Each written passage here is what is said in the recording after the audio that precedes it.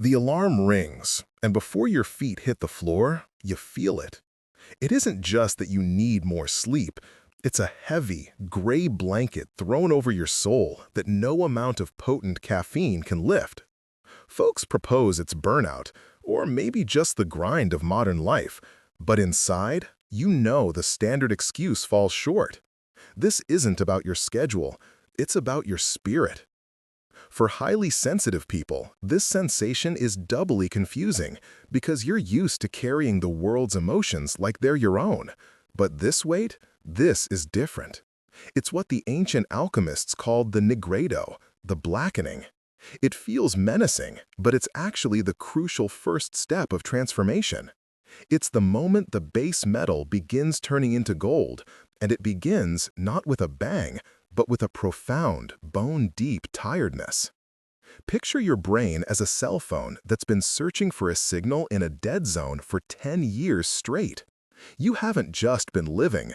As an empath, you've been broadcasting and receiving on frequencies most people don't even know exist. Carl Jung, the Swiss psychiatrist, defined libido not just as a physical drive, but as general psychic energy. And here's the harsh truth. You've been running your motor on fumes to power a version of you that isn't truly authentic.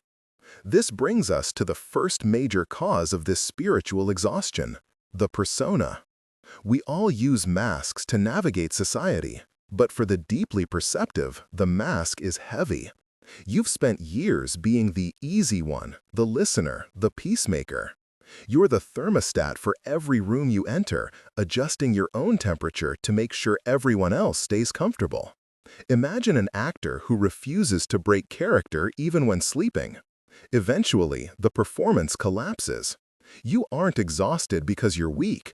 You're exhausted because you've been carrying the emotional luggage of those around you, pretending it's your own backpack. Then comes the next phase, which feels terrifyingly like indifference. Jung called this enantiodromia, when a force flips into its opposite. You, the person who usually cries at sentimental commercials, suddenly feel nothing. It's a frozen river.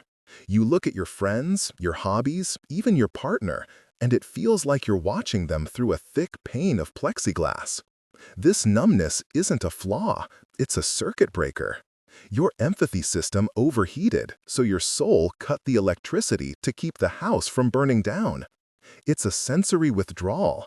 When you're starving, your body shuts down non-vital systems. Right now, your ability to care about the petty drama of the workplace or the expectations of your social circle has been deemed non-essential by your survival instinct. But while your emotions go quiet, your body often starts screaming.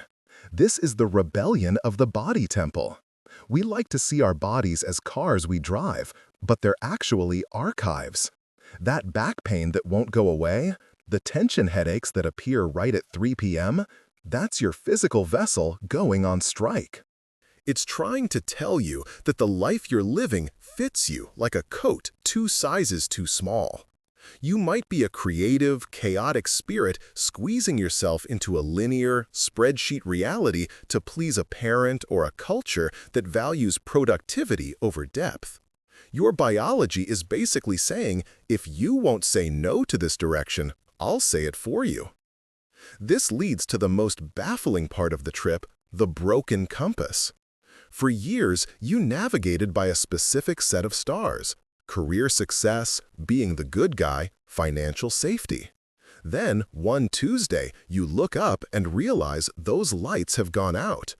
The goals that used to pull you out of bed now feel hollow. It's like climbing a ladder for 20 years only to find it's leaning against the wrong wall. This is the phantom pain of the unlived life. It's a concept that hits empaths hard. You see the potential in everything, which means you also see the ghosts of who you could have been. The artist you buried to become an accountant.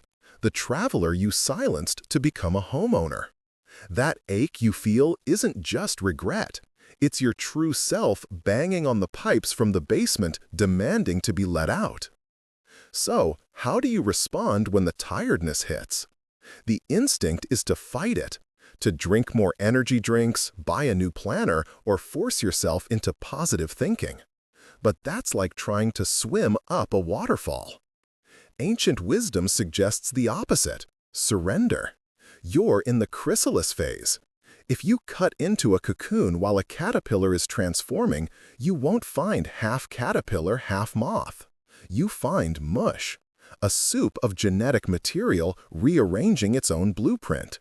Right now, you are that mush. This spiritual exhaustion is a plea for rest, not the kind of downtime where you lie on the couch scrolling through social media, which is just another form of noise. It demands sacred idleness. It demands that you stop performing. It requires you to disappoint people. And for an empath, disappointing people feels like a crime. But it's necessary. You're shedding the shell of who you were told to be so you can inhabit who you actually are. The tiredness is just the energy required to demolish the old structure so the new one can be built. Stop trying to fix the exhaustion. Respect it. It's doing the heavy lifting for you. The coffee might still taste like nothing tomorrow morning, and the fog might not lift next week. But understand that you aren't broken. You're just under construction. And the version of you waiting on the other side, he's going to be real.